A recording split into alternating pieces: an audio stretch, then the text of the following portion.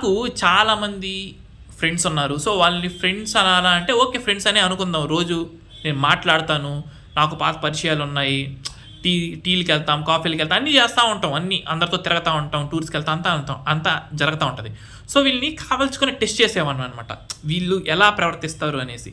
Suppose నేను ఏదైనా గానీ ఒక మంచి మూమెంట్ షేర్ చేయంగానే ఎంతమంది నాకు ఆ పోస్ట్‌కి లైక్ చేస్తారు, ఎంతమంది నాకు కంగ్రాచ్యులేషన్ చెప్తారు అనేది నేను కాలిక్యులేట్ చేసుకుంటా ఉంటా ఎనకాల. కావాల్చుకొని వాళ్ళ దగ్గరికెళ్ళేసి నేను చెప్పేవాడిని, "అరే! నాకు ఈ విధంగా డబ్బులొచ్చాయి. అరే! నేను చూడరా ఇంతకుముందు బాగా లేకుండా అంటే నా ఫేస్ బాగుండేది కాదు. ఇప్పుడు నేను కొంచెం గ్లోగా తయారయ్యాను. ఒరేయ్! నాకు ఈ విధంగా ఒక మంచి జాబ్ వచ్చింది. అరే! నేను ఈ విధంగా ఒక మంచి టూర్‌కెళ్ళేసి వచ్చాను." ఈ విధంగా చెప్పే కొద్దీ వాళ్ళు టెస్ట్ చేసేవాడిననమాట. వాళ్ళు ఎంతమందికి జెలసీ ఆ ఫీలింగ్ ఉందని. 100లో 97 మందికి జెలసీ ఉంది. అరే! వీడు చూడరా మనకన్నా ఎక్కువున్నాడు. ఒరేయ్! వీడు చూడరా మనకన్నా బాగున్నాడు. ఒరేయ్! వీడు చూడరా మనకన్నా ఎదిగిపోతున్నాడు అనే ఒక జెలసీ అనేది మొఖంలో అట్టే కనపడిపోయేదనమాట. సో, నేను ఇంటెన్షనల్‌గా ఒక్కొక్కరిని ఆ విధంగా చెక్ చేస్తా ఉండేవాడిననమాట. ఎవడు మనతో ఉంటాడు?